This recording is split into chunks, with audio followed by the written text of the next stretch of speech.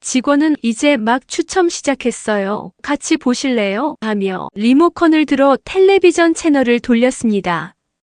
TV 화면에는 번호 추첨 기계가 돌아가고 있었고 공이 하나하나 튀어오르며 번호가 공개되기 시작했습니다. 12번, 26번, 31번 하나씩 적어둔 복권 번호와 대조하기 시작한 순간 심장이 뛰기 시작했습니다. 이게 왜 이렇게 겹치지?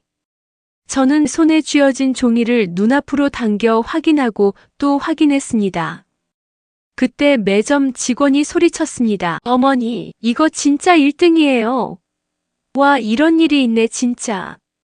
손에 땀이 차고 다리가 후들거렸습니다. 심장이 너무 빨리 뛰어 숨을 제대로 쉴 수 없었습니다. 설마 이게 진짜야? 꿈이 아니야? 안녕하세요. 지난밤은 어떻게 보내셨나요? 늘 건강이 최고입니다. 오늘 하루도 평온하고 행복한 하루가 되시길 기도드릴게요. 이야기 시작 전 구독과 좋아요 부탁드립니다. 영상 제작에 큰 힘이 됩니다. 제 나이는 63, 이름은 윤정희입니다. 이제는 잊을만한 시간이 지났지만 여전히 남편을 부를 때면 마음이 저릿합니다. 세상을 떠난 지 벌써 12년이 지났지만 하루하루가 더 선명하게 그리워지는 게 아이러니하지요. 남편은 교통사고였습니다. 아들이 23, 대학생이던 그 시절 남편이 사고를 당한 그날은 퇴근길이었어요. 지방 출장이 있는 날이면 밤 늦게 들어오곤 했는데 그날따라 전화도 없고 기다려도 오지 않아 이상하다 했죠. 새벽녘 경찰서에서 연락을 받았고 저는 그 자리에서 주저앉았습니다. 눈물이 아니라 숨이 먼저 막히더군요. 그때부터 저와 아들만의 삶이 시작됐습니다. 사실 함께 한 시간이 훨씬 길지만 남편 없이 산 시간이 더 또렷하게 기억에 남는 걸 보면 그만큼 버텨야 했던 시간이었던가 봅니다. 남편과 함께 일해서 번 돈은 모두 한 푼 두 푼 모아 학군 좋다는 곳에 아파트를 장만했었습니다. 방 3칸짜리 구조에 단지는 오래됐지만 관리가 잘 되어 있어 이 동네에선 꽤 알아주는 아파트였습니다. 무엇보다 남편과 저 둘이서 처음으로 손에 넣은 내 집이라는 점에서 참 뿌듯했죠. 그 집에서 아들이 자랐고 학교를 다녔고 청년이 되었어요. 아들은 무난하게 학교를 마치고 대학을 졸업한 뒤 중소기업에 취직했습니다. 일도 성실히 하고 성격도 순한 아이라서 걱정은 덜했지요. 그러던 어느 날 아들이 제게 털어놓듯 말을 꺼냈습니다. 엄마, 나 결혼하고 싶어. 그 말을 들었을 땐 마음이 뭉클했습니다.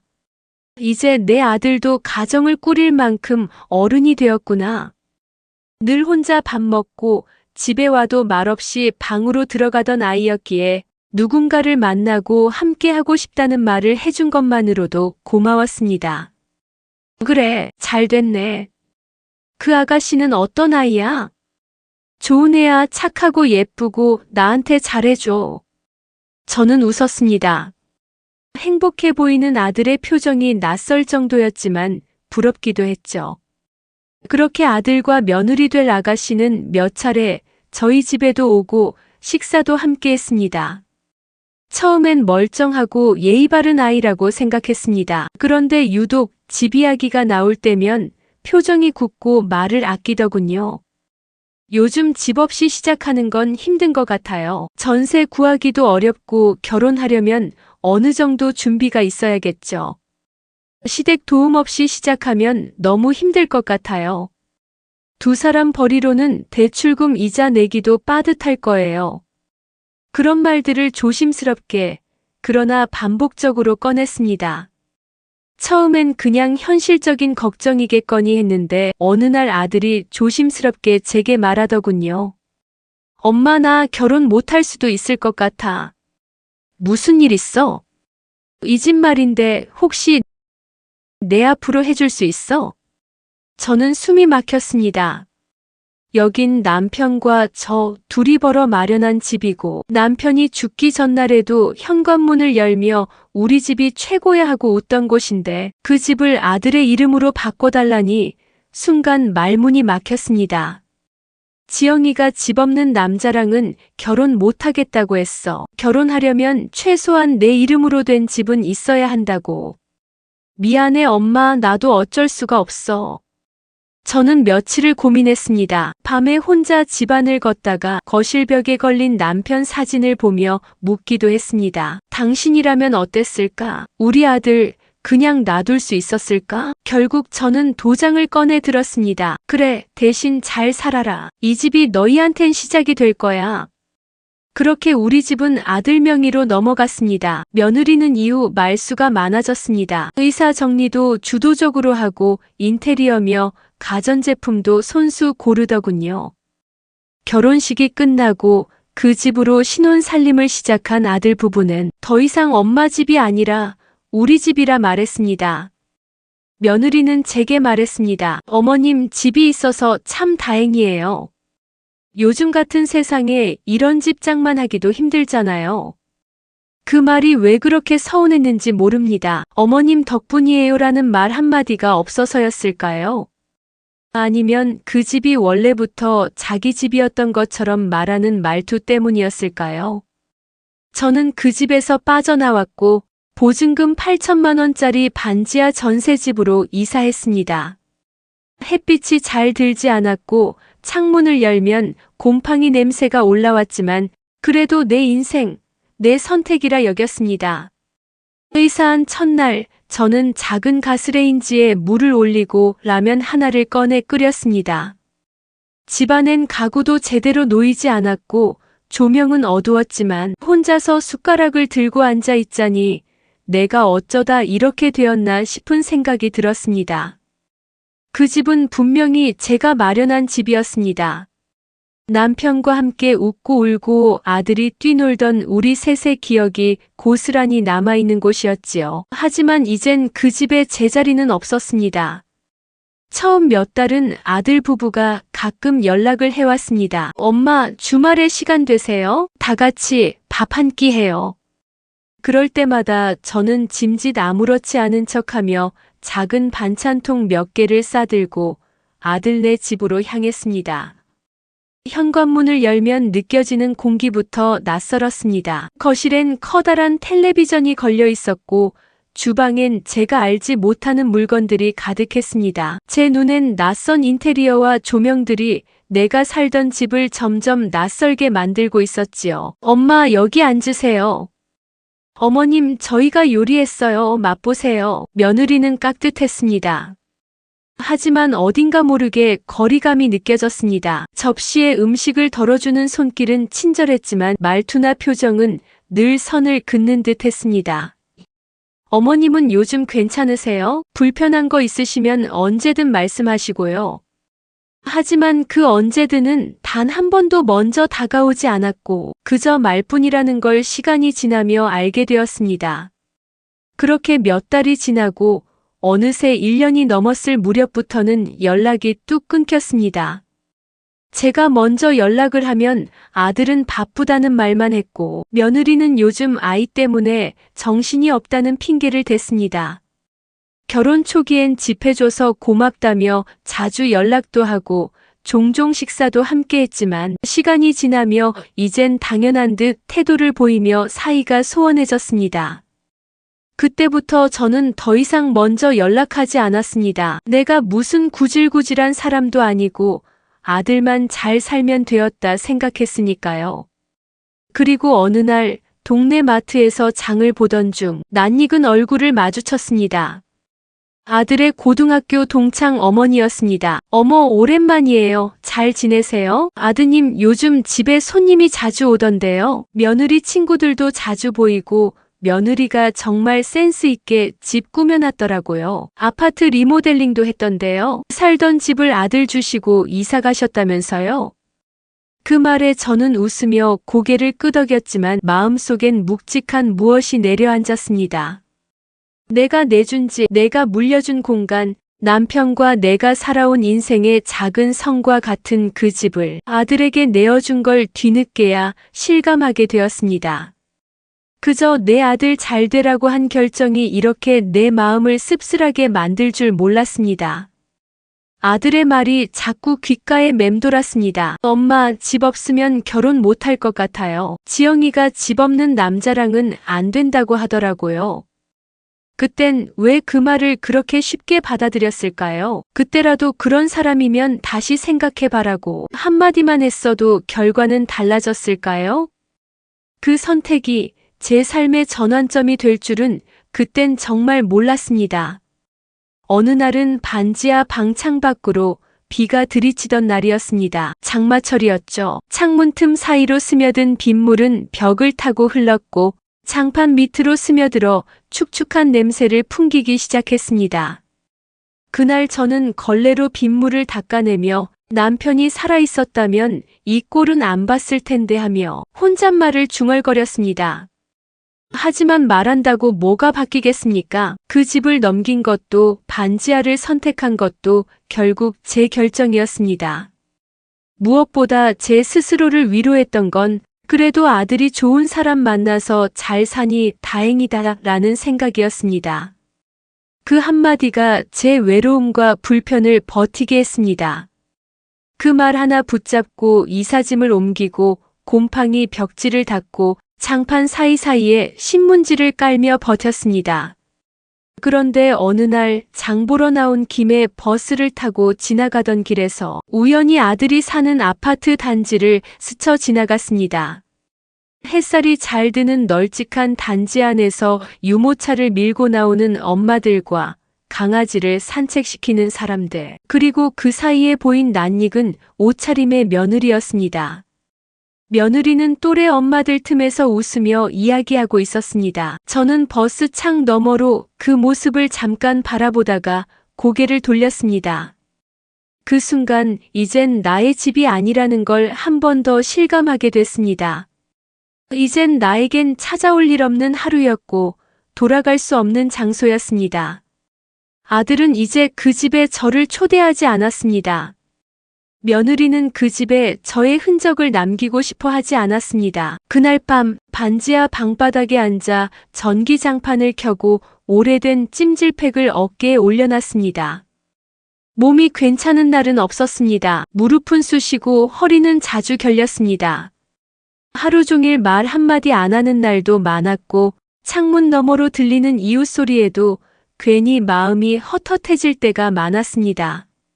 전화벨이 울리는 일은 점점 더 드물어졌습니다. 그렇게 조용한 날들이 흘렀고 어느 날은 저도 모르게 현관문에 귀를 대고 있었습니다. 누군가 노크를 할 것 같은 착각. 그저 누가 나를 찾는다는 기척이 있었으면 했던 것 같습니다. 그날도 평범한 하루였습니다. 새벽에 일어나 국을 끓여놓고 간단히 밥 한 공기를 비우고는 텅 빈 거실에 앉아 벽시계를 바라보던 그때 문득 내가 이 집에 이사 온 지도 벌써 1년이 넘었구나 하는 생각이 들었습니다. 1년이나 살았음에도 불구하고 이 집은 한 번도 내 집처럼 느껴진 적이 없었습니다. 벽지 하나 가구 하나에도 정이 들지 않았고 돌아올 누군가가 없으니 문소리에 귀를 기울일 이유도 없었습니다. 어느 날은 손주 소식이 궁금해 며느리에게 메시지를 남겼죠. 애 키우느라 바쁘지? 내가 뭐 도와줄 건 없니? 답장은 다음 날 저녁 늦게 왔습니다. 딱 한 줄. 괜찮아요, 어머님, 저희 잘 지내요. 아이 사진이라도 한 장 보내줄지 알았던 난 서운함이 들었습니다. 그러다 문득 깨달았습니다. 나는 이미 그 집의 가족이 아니라 남과 같다는 것을요. 그날 밤 저는 아들만 바라보지 말고 내 인생을 살아야겠다고 다짐했습니다. 더 이상 먼저 연락하지 않고 찾아가지도 않을 것이라고요. 아들에게 집을 내어주고 반지하 전세방으로 들어온 지 석 달쯤 되었을 때였습니다. 그날은 비가 추적추적 내리는 늦은 오후였고 방바닥엔 습기가 올라오고 있었지요. 제가 국을 끓이다 말고 창문을 열려던 순간 전화기가 울렸습니다. 남편의 친형, 그러니까 저에겐 아주버님이지요. 사별한 이후로는 연락이 드물었던 분인데 웬일인가 싶어 얼른 전화를 받았습니다. 재수 씨, 나 하나만 좀 도와줘. 요즘 형편이 조금 안 좋아서 말이야. 자존심 상하지만 이번 계약만 어떻게 넘기면 다시 회복할 수 있어. 내가 장남인데 잘못되면 안 되지 않겠어? 처음엔 무슨 말인지 얼떨떨했습니다. 한참 동안 듣고 보니 사업 자금을 끌어오려는데 은행 쪽에서 보증인을 요구했다는 겁니다. 기존 대출과 사업 운영 자금이 묶여 있어서 외부 보증 없이는 한 푼도 못 끌어온다며 저를 꼭 집어 부탁하는 거였죠. 너무 걱정하지 마. 딱 서류 하나야. 문제없게 할게. 나 아직 망한 거 아니야. 재수 씨가 도와주면 진짜 마지막 기회라고 생각하고 해볼게. 그 목소리는 간절했습니다. 무릎을 꿇겠다는 말까지 나왔고 잠시 머릿속이 하얘졌습니다. 저는 말없이 식탁 옆 남편 사진을 바라보았습니다. 그 사진 속 웃고 있는 남편이 마치 그래도 형인데 그 정도는 도와야지 하고 말하는 것만 같았습니다. 사실 아주버님은 남편이 살아있을 때 가끔 명절이면 집에 찾아와 술도 나누고 내 동생이 좋은 사람 잘 만나서 산다고 말하던 분이었습니다. 남편이 세상을 떠난 후로는 몇 차례 찾아와 우리 재수 씨 고생 많다며 눈시울 붉힌 적도 있었지요. 그 기억이 스쳐 지나갔습니다. 사람 하나 살리는 일이라고 믿고 서명만 해주면 된다고 했습니다. 서류는 그 다음날 직접 가져왔습니다. 집 근처에 차를 세워두고 맨손으로 종이봉투에 담긴 서류를 꺼내 건네며 말했습니다. 이 도장 하나만 있으면 돼. 나중에 다 잘 되면 내가 보답할게. 재수 씨 아니면 아무도 없어.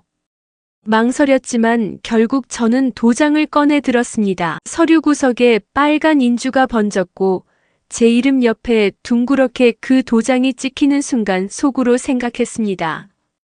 그래, 잘 되겠지. 설마 이게 무슨 큰일이 되겠어. 내 남편 피부치인데 한 번쯤은 도와야지. 그날 저녁 김치 하나 놓고 국 한 숟갈을 뜨는데 어딘가 모르게 속이 쓰렸습니다. 그게 불안의 전조였다는 걸 그땐 정말 몰랐습니다. 도장을 찍은 뒤로 한두 달은 별다른 연락이 없었습니다. 아주버님도 전화 한 통 없이 조용했고 저는 다시 원래의 일상으로 돌아간 듯 했습니다. 반지 하방은 여전히 습했지만 몸은 곧 적응을 시작했습니다. 저는 매주 시장에 나가 떨이로 파는 야채를 사다 먹으며 홀로 사는 생활에 익숙해져 갔습니다. 그런데 어느 날 아침 현관 앞에 놓인 우편물 중에 보지 못한 로고가 찍힌 편지 봉투가 하나 있었습니다. 두툼한 등기봉투였습니다. 봉투를 뜯어보니 내용은 이러했습니다. 연대보증인으로 채무를 갚아야 한다는 내용이었습니다. 한순간 심장이 쿵 내려앉았습니다. 이게 뭐지? 아주버님에게 전화를 걸었습니다. 벨이 3번 울린 후 통화가 연결됐습니다. 무슨 독촉장이 왔어요. 이거 왜 이런 거예요? 아주버님의 목소리는 작고 짧았습니다. 재수 씨, 나도 지금 상황이 엉망이야.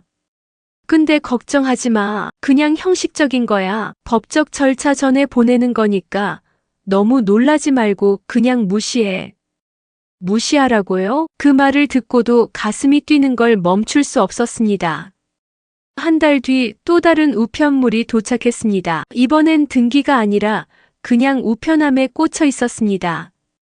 내용엔 2차 통보라는 글씨가 크게 적혀 있었고 채무 금액은 이전보다 더 늘어나 있었습니다. 이자는 계속 붙고 있었던 겁니다. 그 다음부터는 채무 독촉 전화가 걸려오기 시작했습니다. 그 말투는 딱딱했고 질문은 가혹했습니다. 현재 소득은 있으십니까? 거주 형태는 전세입니까? 자가입니까? 보유자산 중 압류 가능한 재산이 있는지 확인 중입니다. 손에 들린 전화기 너머로 차가운 현실이 밀려왔습니다. 그 순간 깨달았습니다. 연대보증인이라는 게 단지 이름만 올리는 일이 아니라는 걸. 며칠이 지나지 않아 현관 벨이 울렸습니다. 조심스레 문고리에 귀를 댔더니 남성 2명의 목소리가 들렸습니다. 여기 연대보증인 윤정희 시댁 맞죠? 그 순간 저는 문을 열지 못했습니다. 빈집처럼 보이려 그 자리에 굳은 채 숨죽여 섰습니다. 발소리가 멀어지자 문틈으로 확인해 보았고 작은 명함과 유인물이 문 아래 끼워져 있었습니다. 명함엔 또렷하게 채권 회수 담당자란 직함이 적혀 있었습니다. 그날 저녁 저는 밥도 먹지 못한 채 이불을 뒤집어 쓰고 누웠습니다. 불은 꺼졌고 마음도 꺼졌습니다. 내가 뭘 잘못한 걸까? 도장 하나 찍은 게 그렇게 큰 죄였을까? 도와주려고 한 건데 왜 이런 벌을 받는 걸까? 자책과 공포가 뒤섞인 감정 속에서 밤을 꼬박 새웠습니다. 이 고통이 이제 막 시작되었을 뿐이라는 걸 그때는 몰랐습니다. 며칠 동안 고민했습니다. 차마 연락하기 어려웠지만 이 상황에서 마지막으로 기댈 수 있는 사람은 아들뿐이라는 생각이 들었습니다. 전화기 화면을 켰다가 껐다가 연락처에서 우리 아들이라는 이름을 수없이 눌렀다, 지웠다를 반복했습니다.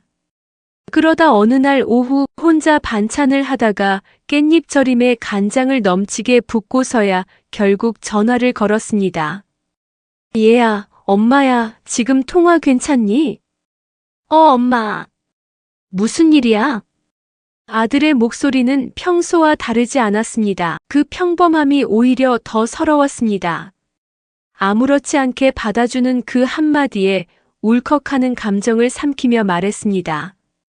엄마가 좀 급한 일이 있어서 그러는데 혹시 시간 좀 괜찮으면 저녁에 잠깐 통화 다시 할 수 있을까? 지금 말해봐, 엄마.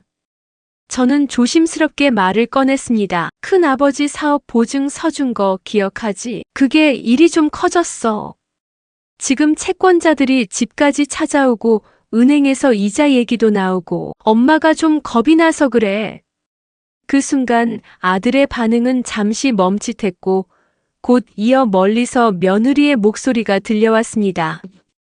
여보, 또 어머니야? 무슨 일이래? 혹시 집 달라는 거 아니지? 당신 엄마 일은 좀 당신이 알아서 해. 집 줬다고 자꾸 대접받으려 하는 거 나 진짜 못 참겠어. 그 말은 또렷하게 들렸습니다. 스피커폰이었는지 아니면 일부러 그렇게 한 건지 저는 듣고 말았습니다. 그 순간 뒷골이 당겨왔습니다. 그 집은 제 피와 남편의 땀이 섞인 공간이었습니다. 저는 제 삶의 터전을 아들의 미래를 위해 내어주었습니다. 그런데 이제 집 줬다고 대접받으려 한다는 소리를 제가 들어야 한다는 말입니까? 아들은 말없이 숨을 골랐고 제가 무언가 대답하기도 전에 말했습니다. 엄마 일단 끊자. 나중에 얘기해요. 그리고 통화는 그대로 끊겼습니다. 저는 손에 들고 있던 전화기를 내려놓고 말없이 식탁 앞에 앉았습니다. 식탁 위엔 넘친 간장으로 젖은 깻잎이 쓸쓸하게 젖어 있었습니다. 그날 밤 저는 밥을 먹지 못했습니다. 불도 켜지 않았고 그저 벽에 등을 대고 주저앉았습니다. 저는 울지도 못한 채 눈만 뜨고 있었습니다. 그리고 마음속으로 되뇌었습니다. 내가 그렇게 잘못했나? 내가 준 집인데 왜 내가 피해를 주는 사람이 되는 거지? 가슴이 미어졌습니다. 서러움이 아닌 억울함이었습니다. 모든 걸 내어줬는데 남은 건 오히려 대접받으려 하는 나쁜 시애미가 되어버린 내 존재뿐이라는 사실. 그날 이후 저는 더 이상 아들에게 전화하지 않았습니다. 연락처는 그대로 있었지만 그 이름을 보는 것조차 마음이 아팠습니다. 전에는 아들의 이름만 봐도 웃음이 나왔는데 이젠 그 이름이 가시처럼 가슴에 박히는 것 같았습니다. 아들에게 연락을 끊은 이후 저는 모든 걸 혼자 감당해야 했습니다. 그렇게라도 자존심을 지키고 싶었습니다. 며느리의 목소리를 떠올릴 때마다 가슴이 서늘했지만 내가 선택한 일이니 내가 책임져야지 하는 마음으로 버텼습니다. 하지만 현실은 생각보다 훨씬 매몰찼습니다. 전세집 이자 납입일은 매달 돌아왔고 그럴 때마다 통장 잔액을 10번은 들여다보며 계산기를 두드렸습니다. 이번 달은 쌀을 사지 말자. 가스비는 조금 밀려도 괜찮겠지. 비타민은 다음 달에 사자. 이런 식으로 줄이고 또 줄였지만 그럼에도 이자 납입일이 다가오면 손이 떨렸습니다. 은행에서 전화가 왔습니다. 고객님, 이자 납입일이 지났습니다. 이대로 연체가 누적되면 불이익이 생기실 수 있습니다. 은행 직원의 말투는 공손했지만 그 안에는 은근한 경고가 담겨 있었습니다. 저는 전화를 끊고 한참 동안 창밖만 바라봤습니다. 한겨울인데도 창문 틈새로 찬바람이 들어왔고 그 바람에 채무 독촉 편지가 사락거리며 흔들렸습니다. 이러다 정말 다 잃는 거 아닐까? 불안이 뼛속까지 스며들었습니다. 밤이면 식은땀이 났고 낮에도 정신이 또렷하지 않았습니다. 가끔은 냄비에 물을 올려놓고 불을 켜두었다는 사실을 한참이 지나서야 기억해내곤 했습니다. 목욕을 하다 넘어지기도 했습니다. 그날은 욕실 바닥에 털썩 주저앉아 물이 떨어지는 소리를 들으며 멍하니 앉아 있었습니다. 그저 힘들다는 생각뿐이었습니다. 어디가 아픈지 뭐가 문제인지조차 정확히 말할 수 없을 만큼 지쳐 있었습니다. 시간이 갈수록 사람을 만나는 것도 꺼려졌습니다. 예전에는 시장에 가면 말 붙이던 사람들이 이젠 제 얼굴을 보면 눈을 피하는 것 같았습니다. 어쩌면 제가 그렇게 느낀 것뿐일 수도 있지만 그마저도 견디기 힘들었습니다. 한 번은 새벽에 갑자기 가슴이 두근거리고 숨이 가빠져 119에 전화를 걸까 말까 망설인 적도 있습니다. 그때 저는 전화기 대신 남편의 사진을 꺼내 들고 꼭 껴안은 채 눈을 감았습니다. 당신은 왜 날 먼저 보내지 않았어? 이런 꼴을 겪게 하려고 나 혼자 남겼어? 그렇게 몇 시간을 앉아 있다 겨우 잠이 들었습니다. 그 다음 날 거울을 보며 깜짝 놀랐습니다. 눈 밑은 시커멓게 꺼져 있었고 볼은 말라서 윤기 하나 없었으며 머리는 엉켜서 빗질도 안 됐습니다. 이게 나야? 제 인생이 어느새 이렇게 무너져 있었습니다. 집안에 전화벨이 울린 지 오래였습니다. 이젠 전화가 울려도 겁부터 나는 몸이 돼버렸지요. 시계를 들여다보다가 오늘이 며칠인지조차 헷갈릴 때가 많아졌습니다. 그날도 그랬습니다. 전세 계약 만료일까지 정확히 보름이 남은 날이었습니다. 저는 겨우겨우 이자라도 갚아보려고 묵혀둔 반지며 낡은 백을 중고시장에 내다 팔고 있었습니다. 그런데 문득 우편함에 꽂힌 등기봉투 하나가 눈에 띄었습니다. 흰 봉투 위에 두꺼운 글씨로 쓰여진 문장, 압류개시 통보서. 그 문장을 보는 순간 손이 덜덜 떨렸습니다. 신호도 없이 맥이 풀려서 현관 계단에 앉아버렸습니다. 봉투를 열자 기계적으로 인쇄된 활자들 틈에 제 이름이 너무 선명하게 박혀 있었습니다. 전세보증금 일체를 법적 조치에 따라 회수 절차 들어간다는 내용이었습니다. 전세보증금은 유일하게 남은 재산인데 그마저도 이제 남의 손으로 넘어가게 되었습니다. 그날 밤 식탁에 앉아 김치와 찬물로 겨우 밥을 비우고 나서 나는 말없이 벽에 걸린 달력을 바라봤습니다. 달력엔 아무 표시도 되어 있지 않았지만 저는 날짜 하나를 손가락으로 짚었습니다. 15일 나가야 하는 날. 이불을 펴려다 멈췄습니다. 내가 이렇게 살려고 그 집을 줬나? 그 말이 목구멍에서 올라오려다 이내 삼켜졌습니다. 밤늦게까지 뒤척이다가 처음으로 전화해야겠다는 생각이 들었습니다. 전화기 화면 속 연락처에서 우리 아들이라는 이름에 멈췄습니다. 그 이름은 이제는 두렵기도 했지만 그럼에도 불구하고 내가 마지막으로 기대볼 수 있는 유일한 사람이라는 생각이 들었습니다. 저는 조용히 입술을 달싹였습니다. 지금 전화하면 뭐라고 말하지? 그동안 무심하게 굴었던 아들이지만 이런 부탁을 하는 건 처음이자 마지막일지도 몰랐습니다. 전화기를 손에 쥐고 멍하니 앉아 있었습니다. 시계를 보니 밤 10시가 넘은 시각, 에 재우고 TV를 보고 있을 시간쯤 되었을 테니 방해되지 않게 조심스레 눌렀습니다. 신호음이 3번 울리고 익숙한 목소리가 들려왔습니다. 무슨 일이에요? 아들의 목소리는 여전히 건조했습니다. 하지만 저는 마치 얼어있던 어깨에 볕이 드는 것처럼 조금은 숨이 놓였습니다. 엄마가 부탁이 좀 있어서 그래. 목소리가 떨렸습니다. 몇 번이나 연습했던 말이었는데도 막상 꺼내려니 입이 떨어지질 않았습니다. 왜 그래요? 무슨 일 있어요? 그게 엄마가 요즘 좀 힘들다. 전세 이자도 밀리고 은행에서 압류 얘기도 하고 너희 집에 방 한 켠만이라도 정말 조용히 눈치껏 살 테니 그곳에서 지내면 안 될까? 전화기 너머로 정적이 흘렀습니다. 아들은 바로 대답하지 않았습니다. 오히려 숨을 길게 들이마시는 소리가 들렸고 그 침묵 속에서 저는 가슴이 조여들었습니다. 그러다 아들이 말했습니다. 알겠어요. 방 한 칸 정도는 괜찮아요. 그 정도는 엄마도 쉴 때가 있어야죠. 그 말을 듣는 순간 울컥하는 것이 올라왔습니다. 그래도 내 자식이구나. 나를 완전히 버리진 않았구나. 정말 괜찮겠니? 너무 불편하면 말해도 돼.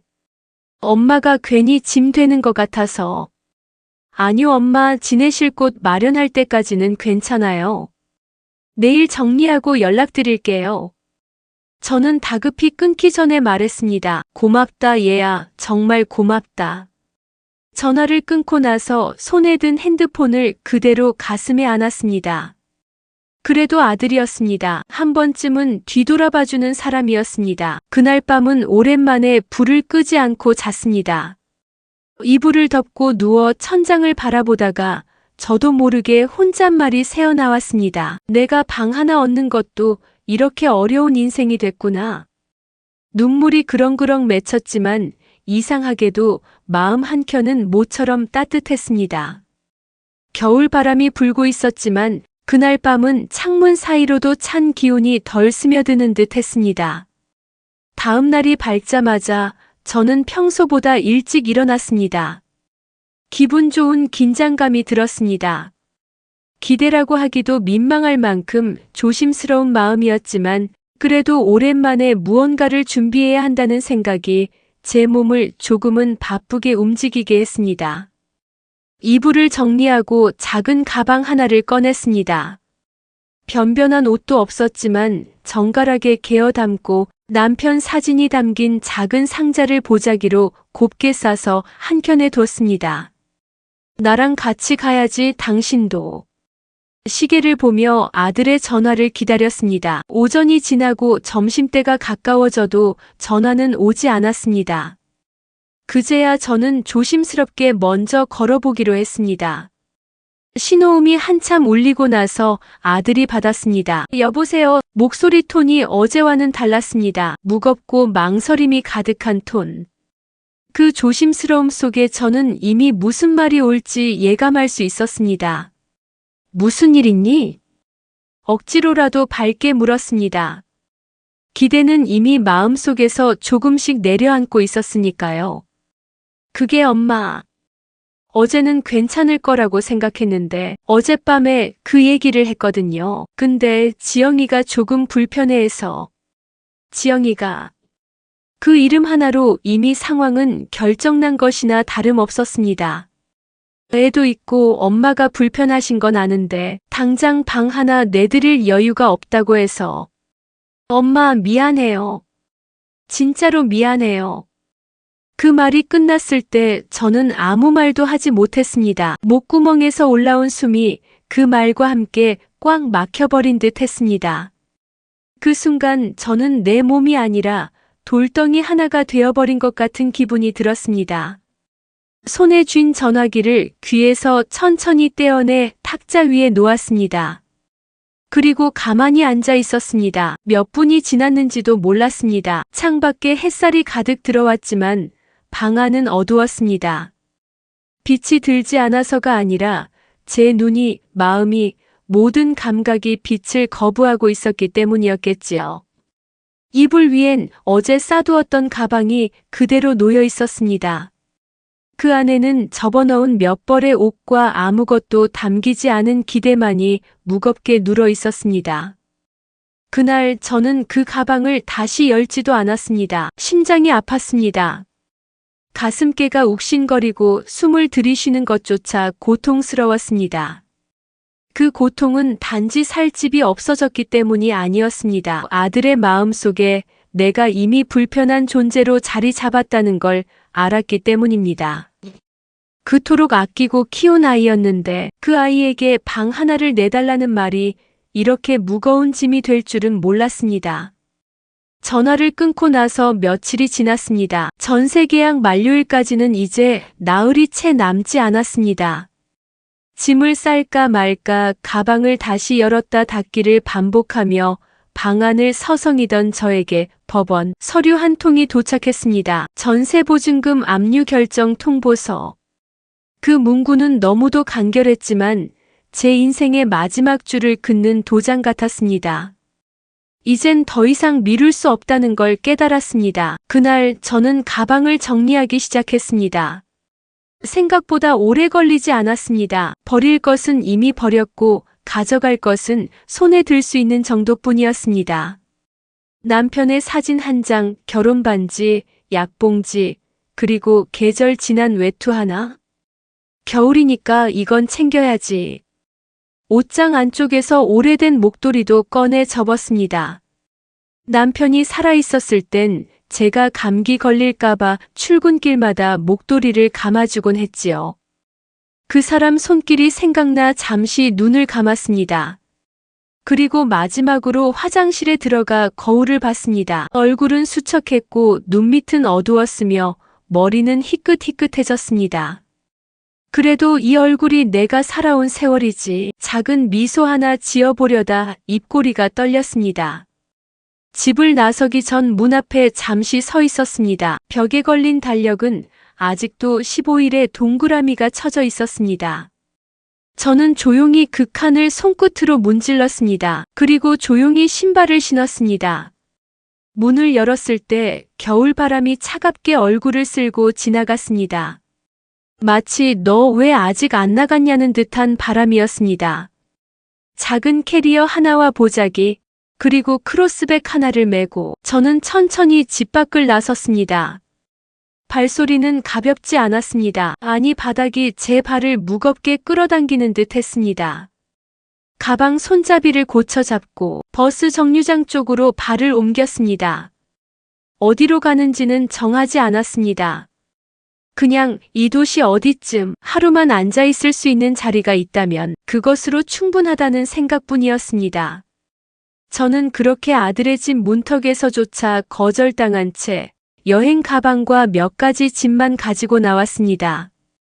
전세 보증금은 채권자들에게 압류당했고 더 이상 머물 집도 돌아갈 방도 없었습니다. 제가 마지막으로 의지했던 건 아들뿐이었습니다. 하지만 그날 밤 며느리와 이야기를 나눈 뒤 아들은 다시 전화를 걸어왔고 한참을 망설이더니 그렇게 말했지요. 애도 있고 지영이가 많이 불편해해서요. 죄송해요, 정말. 눈이 내리던 그날 오후 저는 노숙인 시설을 찾아갔습니다.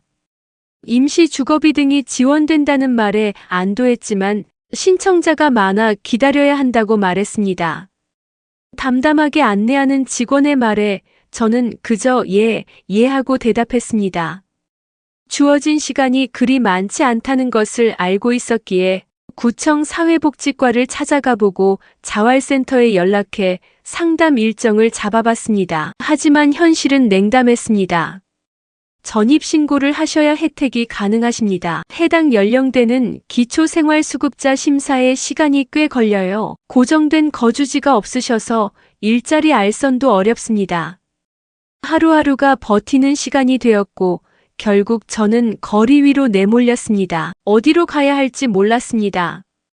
서울시청 근처 공원을 지나 사람들이 붐비는 종각역까지 걷다가 밤이 되면 사람들이 뜸해지는 골목 벤치에 앉았습니다. 겨울바람은 옷 사이로 스며들었고 제 체온은 점점 식어갔습니다. 그렇게 첫 노숙의 밤을 맞이했습니다. 밤하늘은 유난히도 맑았고 저 멀리 별이 반짝였지만 그 별빛은 제겐 닿지 않았습니다. 며칠 동안 노숙 생활을 이어가며 무료 급식소에서 식사를 해결한 날도 있었고 성당에서 주는 따뜻한 미역국 한 그릇으로 연명한 날도 있었습니다.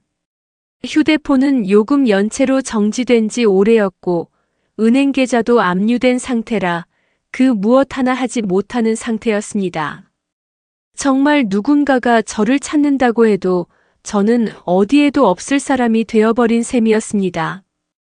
길거리에서 잠을 자면 늘 주의를 경계해야 했습니다. 누군가는 담요를 들추며 여기 뭐 있어요? 하고 묻기도 했고 또 누군가는 제 발치를 차며 이런 데서 자지 말라는 말을 던지기도 했습니다.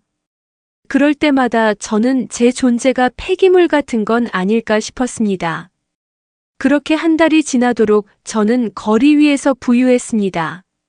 매일 해가 지면 어디에 자리를 잡을지 누구의 눈치를 보며 있어야 할지 그 생각뿐이었습니다. 어느 날은 편의점 근처를 지나가다가 테이블 위 누군가 먹다 남긴 삼각김밥과 컵라면을 발견했는데 그걸 입에 넣으면서 문득 그런 생각이 들었습니다. 내가 언제부터 이렇게 되었을까? 그날 밤 저는 벗겨진 벤치 위에 담요를 펴고 누웠습니다. 그리고 조용히 제 이름을 불러봤습니다. 윤정희. 아무도 대답하지 않았습니다. 세상 그 누구도 제 이름을 불러주는 사람이 없다는 게 그토록 가슴 시린 일인 줄 몰랐습니다. 다음 날 아침 새벽 찬 바람이 불며 저를 깨웠고 공원 끝자락에서 청소하던 아주머니가 다가와 따뜻한 커피를 건넸습니다. 이거라도 드세요. 많이 추우셨죠? 저는 울컥 눈물이 났습니다. 그 아주머니가 묻지도 따지지도 않고 내민 따뜻한 커피 한 잔은 어쩌면 며느리, 아들보다도 더 따뜻한 위로였습니다. 며칠 뒤 시장 뒷골목으로 피신하듯 몸을 옮긴 저는 장사하는 사람들 사이에 조용히 앉아 있었습니다. 그곳 사람들은 할머니, 어제도 오셨어요? 하며 말을 걸기도 했고 이거 남는 거니까 가져가세요 하며 찐 계란 하나를 쥐어주기도 했습니다. 추운 날에는 김이 새어나오는 포장마차 곁에 붙어 있다가 주인 아주머니 눈에 띄면 따뜻하죠? 하며 웃어주곤 했습니다. 그 작은 말 한마디, 따뜻한 미소 하나가 제게 얼마나 큰 희망이었는지 모릅니다. 길 위의 시간은 지나고 보면 너무도 느리게 흘러갔습니다. 하지만 그 시간 속에서 저는 사람의 온기와 살아있다는 감각을 다시 느꼈습니다. 그날 밤 저는 시장 골목 고물상 옆 벽돌 담벼락에 기대어 앉아 하늘을 올려다봤습니다. 그리고 마음속으로 혼잣말처럼 말했습니다. 나도 우리 남편 따라가야 할까? 그 순간 발밑에 바람에 날려온 조그마한 종이 하나가 발등에 닿았습니다. 하지만 그 종이에 적힌 건 아무것도 아니었습니다. 내일이 오늘보다 조금 덜 춥기만을 바라며 저는 담요를 목까지 끌어올리고 눈을 감았습니다. 겨울이라는 게 이렇게도 서러울 줄은 몰랐습니다. 한때는 제 손으로 번 돈으로 아이들 입힐 옷도 먹일 반찬도 제대로 마련했었는데 이제는 시장 입구 택시 승강장 옆에 쭈그려 앉아 떨어지는 낙엽 구경이나 하며 하루를 버티는 신세가 되었습니다.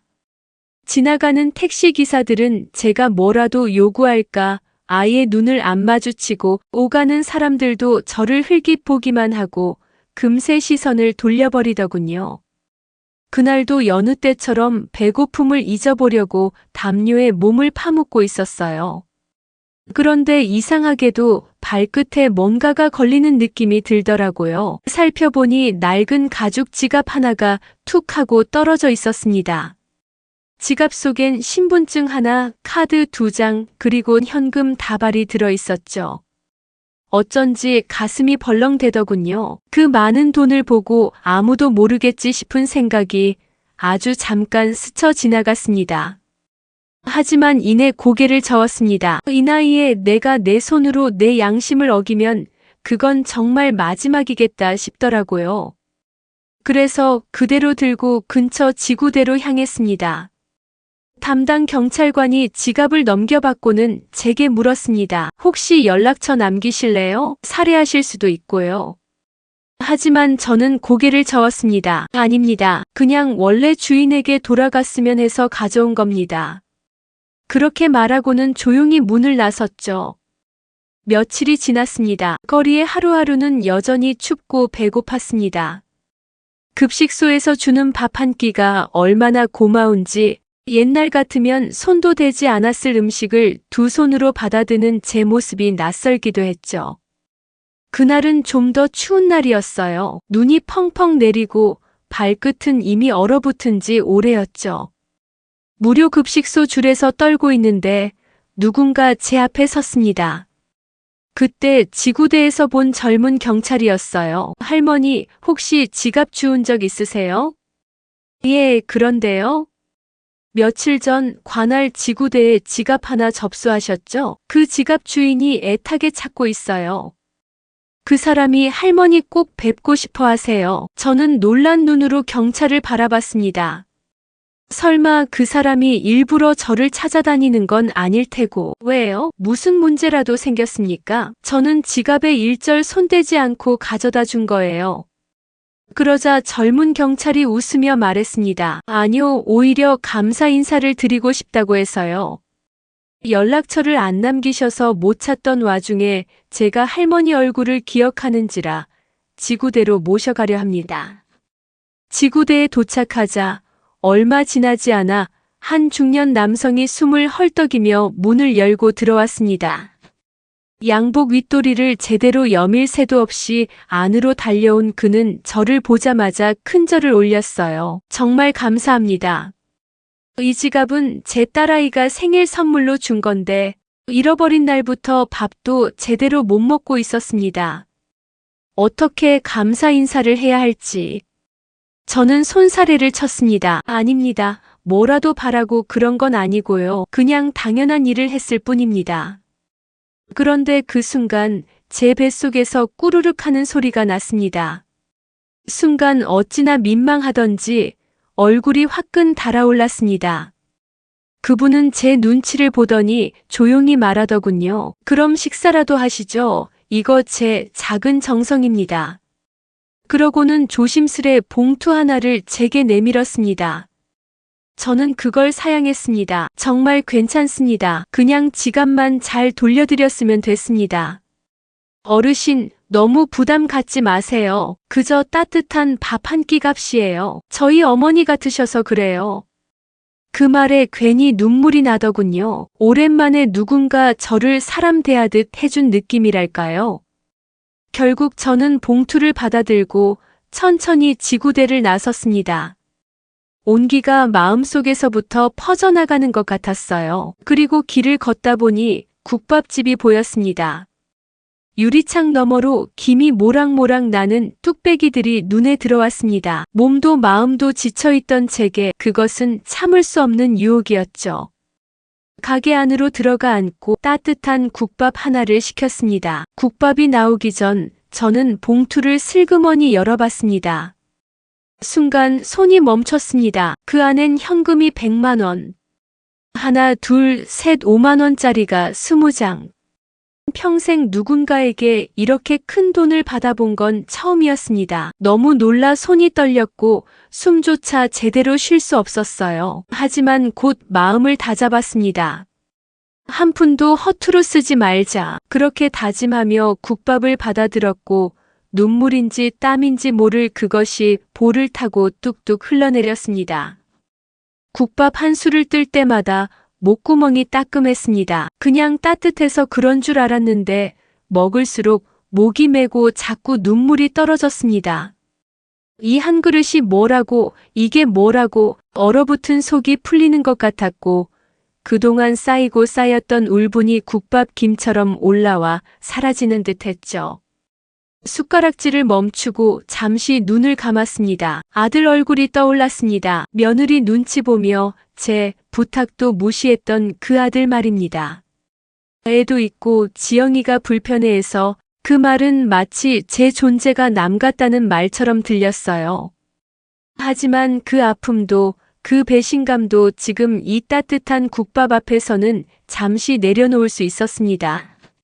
국밥을 다 비우고 자리에서 일어났습니다. 밖은 여전히 추웠지만 속은 따뜻했어요. 이 돈을 어떻게 해야 하나? 계속 고민하며 걷던 중 동네 복권방이 눈에 들어왔습니다. 저 돈 전부 쓸 게 아니라면 이 중에 10,000원쯤은 괜찮겠지? 그런 마음으로 조심스레 들어갔습니다.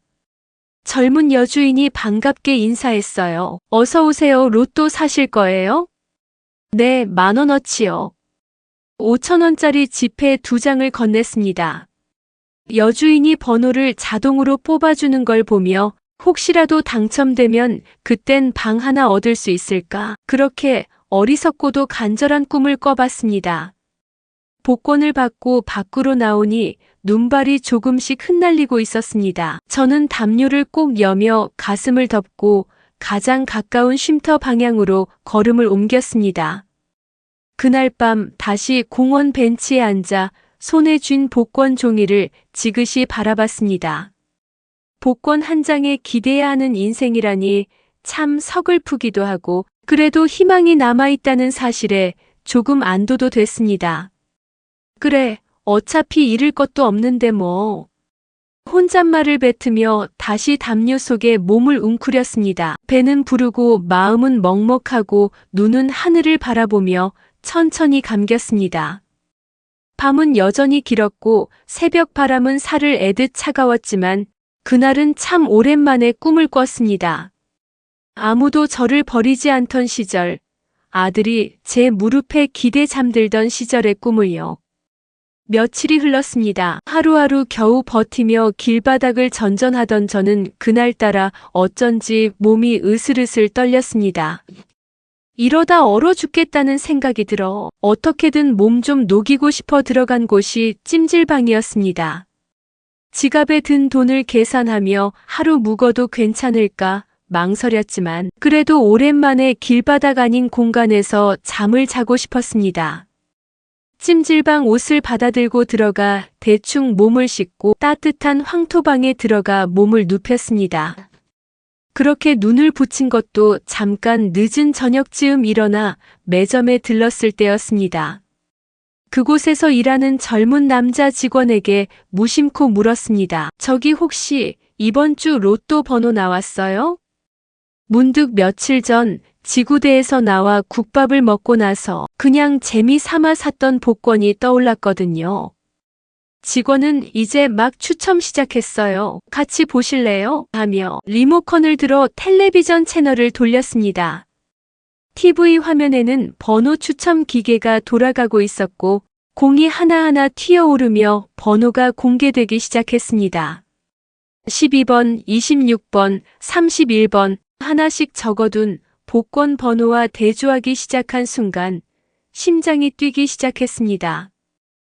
이게 왜 이렇게 겹치지? 저는 제 손에 쥐어진 종이를 눈앞으로 당겨 확인하고 또 확인했습니다. 그때 매점 직원이 소리쳤습니다. 어머니, 이거 진짜 1등이에요. 와, 이런 일이 있네 진짜. 손에 땀이 차고 다리가 후들거렸습니다. 심장이 너무 빨리 뛰어 숨을 제대로 쉴 수 없었습니다. 설마 진짜인가? TV 화면에 당첨 번호가 또렷하게 떠 있었고 제가 들고 있던 복권의 숫자와 완벽하게 일치하고 있었습니다. 그 순간 제 눈에 눈물이 핑 돌았습니다. 이게 꿈인가 생시인가 싶었습니다. 내가 1등에 당첨됐다고. 매점 직원은 당첨금 수령은 농협 본점으로 가셔야 해요. 내일 당장 가시는 게 좋아요. 하면서 친절히 안내해 주었습니다. 잠깐만요. 내일 바로. 저는 허둥대며 주머니 깊숙이 복권을 찔러 넣고는 찜질방을 나왔습니다. 그러고는 혹시나 누가 내 주머니에 있는 로또를 가져가지 않을까 불안해하며 근처 모텔에서 하룻밤을 보냈습니다. 다음 날 아침 모텔에서 나와 주변에 있는 택시를 향해 허겁지겁 걸음을 옮겼습니다. 찬 공기가 뺨을 스쳤지만 지금은 하나도 춥지가 않았습니다. 심장이 터질 것 같았습니다. 택시에 올라타자 기사가 물었습니다. 어디로 모실까요? 그 농협 본점이요. 서울 본점으로요.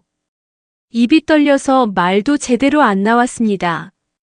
택시가 출발하고 저는 주머니 속에 있는 복권을 다시 꺼내 손에 꼭 쥐고 있었습니다.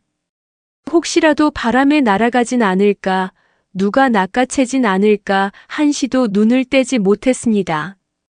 창밖의 풍경이 빠르게 스쳐갔고 차 안에서는 라디오가 흘러나왔지만 무슨 말을 하는지 제대로 들리지 않았습니다. 택시 안에서 문득 지난 날이 주마등처럼 스쳐갔습니다. 아들에게 집을 내어주고 며느리의 눈치를 보며 초대받지 않은 손님처럼 살았던 시간과 보증 문제로 모든 걸 잃고 전셋집에서 쫓겨나 거리에서 추위를 견디며 잠든 그 밤들. 나는 왜 그토록 아등바등 살았을까? 속에서 무언가가 치밀어 오르며 눈물이 났습니다. 도착한 농협 본점은 밝고 깔끔했습니다. 안내를 받으며 조용히 접수 창구로 향했습니다. 복권 당첨으로 왔는데요. 직원은 고개를 끄덕이며 이쪽으로 오시죠 하며 3층으로 안내해 주었습니다. 직원을 따라 3층에 올라가 의자에 앉아 복권을 꺼내 보여주었습니다. 직원은 복권을 받아 기계에 스캔을 하고 컴퓨터 모니터를 확인한 후 놀라지도 않고 차분하게 말했습니다. 축하드립니다. 1등 당첨 맞습니다. 세금 공제 후 약 13억 원이 입금됩니다. 그 말을 듣는 순간 제 귀가 멍해졌습니다. 13억? 내게 그 큰 돈이? 직원은 통장을 개설하겠냐고 물었고 저는 고개를 끄덕였습니다. 잠시 후 제 손에 새 통장이 쥐어졌습니다. 그 통장 안에는 정확히 13억 2천만 원이 찍혀 있었습니다. 그 순간 제 얼굴에 눈물이 흘러내렸습니다. 숨이 막혀와 말을 하지 못하고 그저 울음만 터졌습니다. 세상에 나 같은 사람한테도 이런 날이 오긴 오는구나. 저는 그 자리에서 무릎을 꿇고 울었습니다. 살면서 이렇게 큰 축복이 제게 주어진 적이 있었던가요? 그날 저는 마음속으로 다짐했습니다. 이 돈은 내 남은 인생을 위한 거다. 절대로 누구에게도 뺏기지 않겠다. 그 후 저는 중고차 매장을 찾아 오래되었지만 튼튼한 국산 SUV 한 대를 샀습니다. 겨울이니 눈길도 걱정됐고 짐도 실을 수 있는 차가 좋았습니다. 그리고 사람 없는 조용한 시골 동네를 돌며 전원주택 매물을 알아봤습니다. 서울과 너무 멀지 않지만 복잡하지 않고 조용한 동네로 말입니다. 그렇게 마음에 드는 작은 전원주택을 하나 골랐습니다. 땅도 넓고 마당에 나무도 있고 낡았지만 단단하고 정직한 느낌의 집이었습니다. 계약금이니 잔금이니 귀찮은 절차 없이 단숨에 100% 현금으로 구입했습니다. 그 집 열쇠를 손에 쥔 날 저는 그 자리에 털썩 주저앉아 울고 말았습니다. 여긴 이제 정말 내 집이다. 다시는 누구에게도 눈치 보지 않고 내가 내 집에서 따뜻하게 살아갈 수 있구나.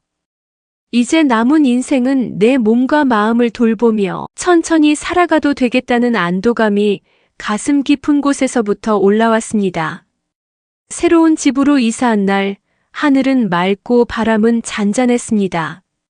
겨울이 끝나갈 무렵이었고 바닥엔 아직 얼어붙은 낙엽이 남아 있었습니다. 이삿짐이라곤 중고 SUV에 실린 몇 개의 가방뿐이었지만 그 안에는 제 지난 몇 달이 아니 몇십 년이 고스란히 담겨 있었습니다. 집안은 비어 있었고 찬 기운이 도는 공간이었지만 제겐 너무나도 따뜻하고 포근한 공간이었습니다.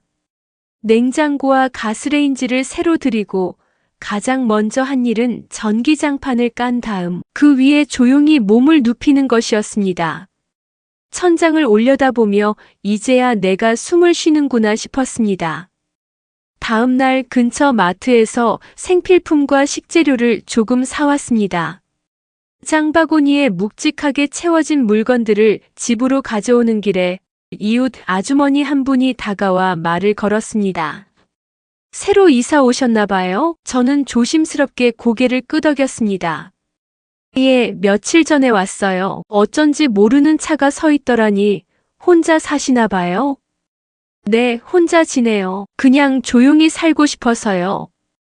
그 말에 아주머니는 웃으며 말했습니다. 잘 오셨어요. 여기 사람들 다 좋아요.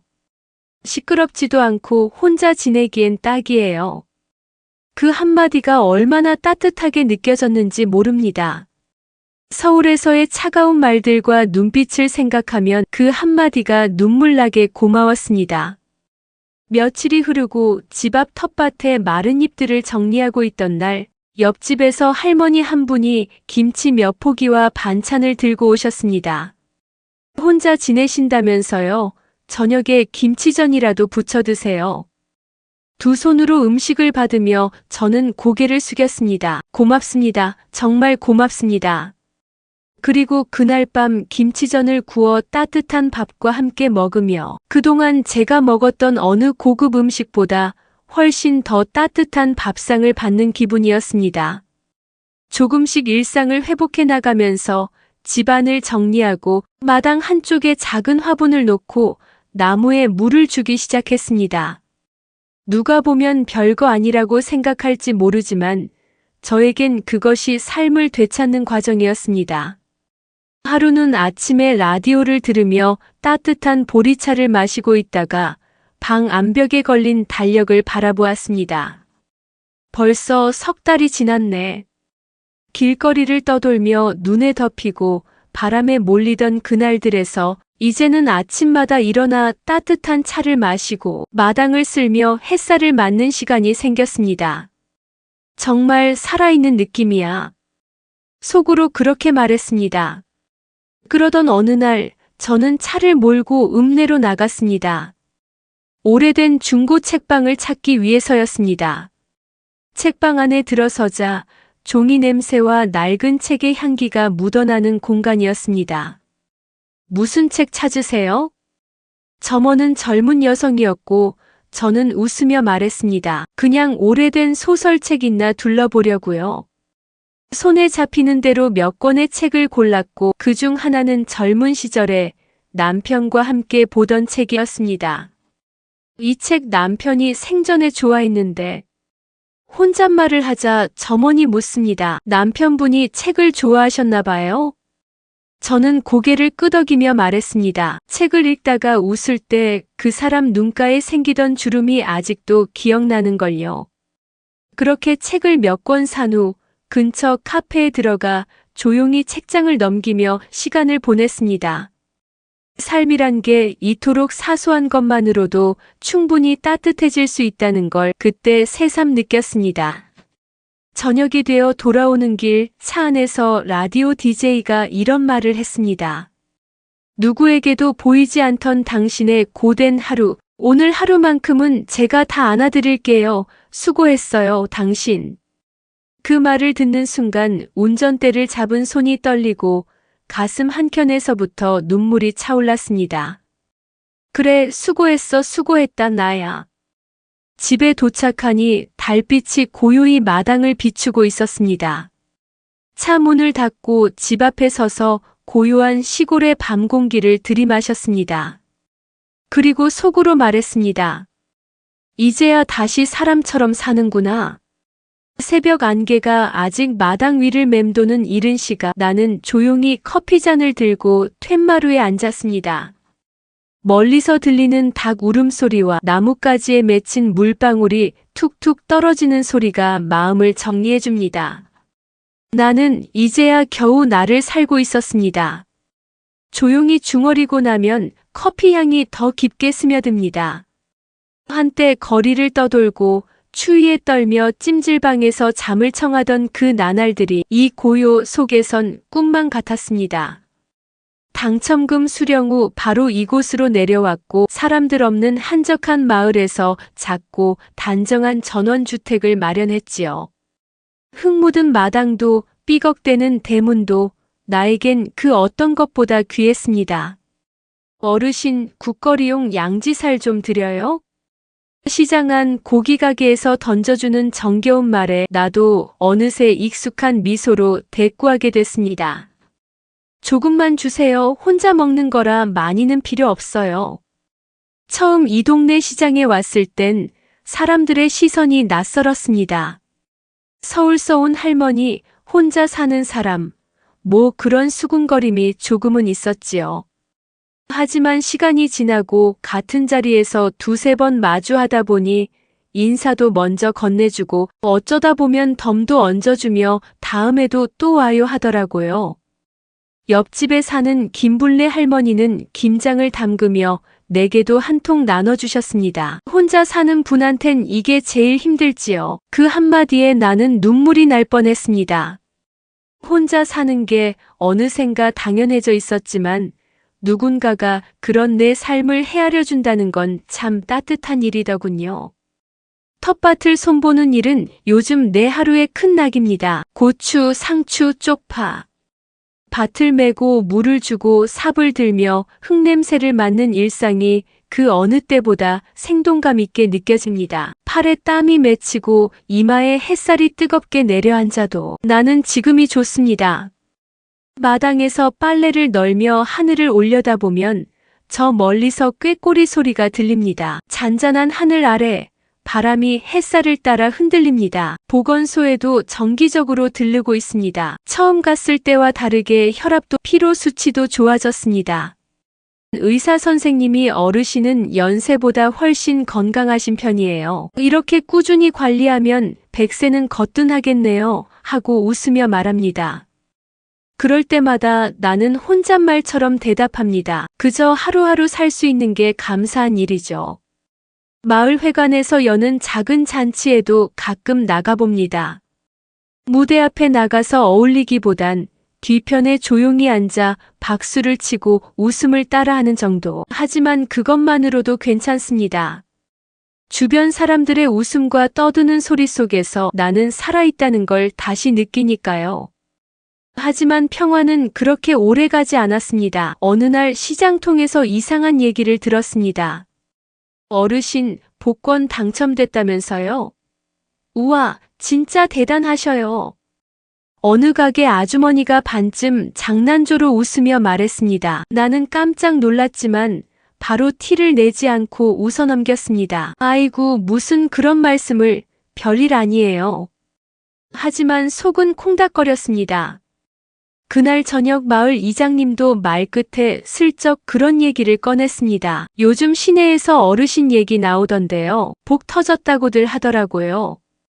그제야 나는 생각했습니다. 대체 어디서부터 새 나간 거지? 분명 조용히 살았다고 생각했는데 사람 입은 막을 수 없는 거였어요. 그날 밤 혼자 조용히 커피잔을 내려놓고 창밖을 바라보았습니다. 별이 떠 있었고 바람이 낙엽을 쓰다듬고 지나갔습니다. 뭔가 불안한데 작은 혼잣말이 한숨과 함께 터져나왔습니다. 다음 날 그 불길한 예감은 현실이 되어 돌아왔습니다. 텃밭에서 고랑을 정리하느라 허리를 굽히고 있었습니다. 그때였죠. 마당으로 번듯한 외제차 한 대가 천천히 들어섰습니다. 검정색 세단, 반짝이는 도장, 아이보리색 정장 코트, 운전석 문이 열리고 그 차에서 내린 사람은 바로 내 며느리였습니다. 어머님, 여기 계셨네요. 밝게 웃으며 꽃다발을 들고 달려오는 모습. 나는 일어나지도 않은 채 삽을 짚고 멈춰 섰습니다. 이제야 찾았어요. 전화도 안 받으시고 주소도 몰라 한참 찾았어요. 그 말에 나는 당황했지만 아닌 척하며 대꾸했죠. 그래, 어떻게 알고 왔니? 뒤이어 내린 사람은 아들이었습니다. 묵묵히 따라 내리며 며느리 뒤에 서 있었죠. 날 제대로 쳐다보지 못하는 아들의 눈빛은 며느리의 반가움과 달리 더욱 수상쩍었습니다. 나는 묻지 않았습니다. 왜 왔느냐, 무슨 일로 이곳까지 찾아왔느냐, 그 어떤 말도 꺼내지 않았습니다. 대신 평소 하던 대로 마당을 쓸었습니다. 며느리는 눈웃음을 지으며 따라 들어왔습니다. 집이 너무 예뻐요, 어머님. 이렇게 조용한 곳에 혼자 계셨다니 정말 부럽기도 하고 걱정도 되고요. 나는 뜰 앞에 나무 의자를 가리켰습니다. 잠깐 앉아, 차라도 한 잔 줄게. 며느리는 어색하게 의자에 앉았고 나는 부엌으로 향했습니다. 찻잔을 내려놓고 보리차를 데우며 생각했죠. 지금 저 표정, 예전에도 저랬지. 내 눈앞에서 시침이 떼고 웃으며 아들과 함께 내 재산을 운운하던 그 며느리가 아직도 생생하게 기억납니다. 차를 내어 테이블 위에 올려놓자 며느리는 두 손으로 잔을 감싸쥐었습니다. 어머님, 사실 그땐 철이 없었어요. 울먹이는 목소리. 전 정말 어머님이 싫어서 그런 게 아니라 그냥 너무 지쳐 있었던 거예요. 하지만 이제는 다르게 살아보고 싶어요. 진심으로 가족이 되고 싶어요. 나는 그 말에 죽고 싶을 만큼 처절했던 지난 시간이 떠올라 목이 메어왔지만 꾹 참으며 고개를 끄덕였습니다. 그래, 함께 살아보자. 며느리는 놀란 듯 눈을 크게 뜨더니 곧 바로 미소를 지었습니다. 정말이요? 어머님, 정말요? 나는 고개를 끄덕이며 조용히 손을 잡아주었습니다. 그리고 속으로 삼켰죠. 그래, 어디 한번 내가 어떤 사람인지 다시 확인해보자. 그날 저녁 아들은 말없이 거실에 앉아 있었습니다. 나는 조용히 저녁상을 차렸고 셋이 둘러앉아 밥을 먹었습니다. 이 밥 어머님이 지으신 거예요? 와, 너무 맛있어요. 며느리는 괜히 감탄사를 연발하며 젓가락을 멈추지 않았습니다. 서울에선 이런 된장찌개 맛본 지가 언젠지 모르겠어요. 나는 웃었습니다. 아직은 내 속을 드러내지 않아야 하니까요. 식사 후 설거지를 자청하던 며느리는 싱크대 앞에서 슬쩍 말했습니다. 어머님, 혹시 같이 사시려면 지금 여기서요? 나는 부드럽게 대답했습니다. 그건 좀 그렇지 않니? 이 집은 내가 혼자 있으려고 산 집이야. 당장은 어려우니 일단 너희가 이 집으로 들어오고 천천히 더 큰 집을 알아보자꾸나. 그 말에 며느리의 얼굴이 환해졌습니다. 더 큰 집이요? 어머님, 정말 감사합니다. 그 미소를 보며 나는 확신했습니다. 그래, 너는 변하지 않았구나. 그날 밤 잠이 오지 않았습니다. 창밖으로 달빛이 마당을 덮고 있었습니다. 정말 나를 찾은 건지 아니면 내 돈을 찾은 건지 곧 알게 되겠지요. 나는 조용히 눈을 감았습니다. 며느리는 그날부터 바쁘게 움직였습니다. 아파트 부동산에 매물을 내놓고 중개인과 통화를 수시로 하며 계약 조건을 조율했습니다. 금방 팔릴 줄 알았던 집은 막상 매물을 내놓고 보니 생각보다 매수자가 없었습니다. 거기다 부동산 경기 악화로 집값은 고점에서 2억 정도 떨어진 상태였습니다. 이거 급매로 내놓으셔야 매수자 붙어요. 빨리 파시려면 최근 팔린 집보다 5천 이상은 낮춰야 합니다. 며느리는 잠시 망설였지만 이내 고개를 끄덕였습니다. 네, 괜찮습니다. 빨리 팔아야 하니까요. 이삿짐 센터에 전화를 걸어 예약을 잡고 짐 정리 리스트를 작성하는 모습은 마치 오래 기다려온 여행을 준비하는 사람처럼 들떠 있었습니다. 한편 그 즈음 나는 다른 쪽으로 움직이고 있었습니다. 전원주택 매매를 위한 서류를 준비하고 부동산 중개인과 은밀하게 만났습니다. 이 집 매물로 내놓겠습니다. 그 뒤 나는 짐을 하나씩 줄이기 시작했습니다. 텃밭에 있던 화분은 옆집에 나눠주었고 자주 쓰던 그릇들도 깨끗이 닦아 포장했습니다. 미련은 없어. 그저 잘 정리하고 가는 것뿐이야. 밤마다 나는 며느리의 톡을 받았습니다. 사진 한 장에 짧은 문장. 어머님, 오늘은 이불을 새로 샀어요. 같이 쓰면 좋을 것 같아서요. 짐 정리 거의 끝났어요. 이삿날만 남았네요. 그 톡을 보며 나는 조용히 핸드폰을 내려놓고 혼잣말을 했습니다. 두근거리긴 하겠지. 내가 그토록 바라던 집이었으니까. 그리고 마지막 밤 나는 거실 불을 끄고 마당에 나와 하늘을 올려다봤습니다. 별빛이 맑게 반짝였고 찬 공기가 뺨을 스쳤습니다. 전처럼 당하고만 살진 않아요. 이젠 내가 끝을 정할 겁니다.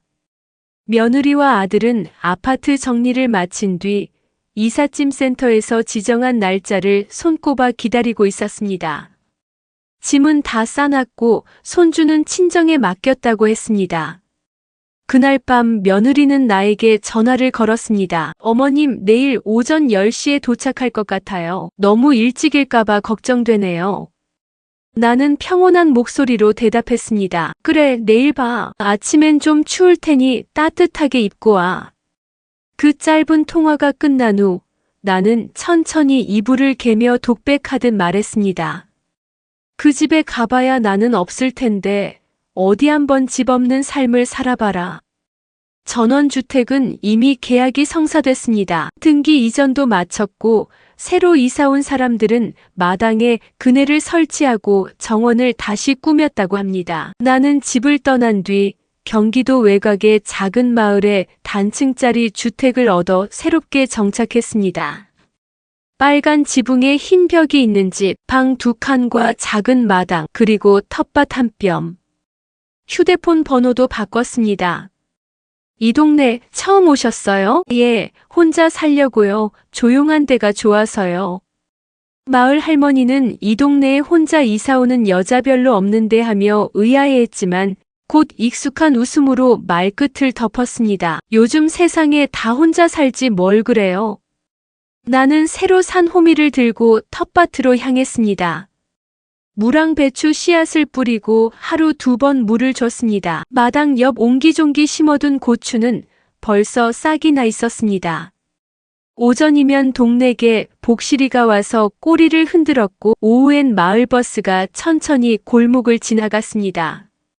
나는 그 작은 일상 속에서 오래도록 잊었던 안정을 느꼈습니다. 그래, 이게 사는 거죠. 시장에선 장을 보고 돌아오는 길에 낯선 아주머니와 말도 트였습니다. 혼자 이사 오셨어요? 네, 혼자인 게 마음이 편하네요. 그 말을 하고 나서야 나는 스스로 웃었습니다. 뭔가 서글프기도 했지만 동시에 가볍고 편안했습니다. 밤이면 부엌 창을 열고 바람을 맞으며 라디오를 틀었습니다. 정겨운 진행자의 목소리가 저녁 공기와 함께 방 안을 채웠습니다. 사연 보내주신 박윤자님, 혼자 지내는 삶이 마냥 외롭지 않고 편안하다고 하셨네요. 나는 사연을 보낸 사람의 말과 같은 심정이었습니다. 외롭지 않다. 나도 지금 그래요. 그날은 새벽부터 부슬비가 내렸습니다. 미리 예약해둔 병원 진료와 동사무소에 제출할 서류 때문에 서울행 마을버스를 탔습니다. 몇 달 만에 올라온 서울은 익숙한 듯 낯설었습니다.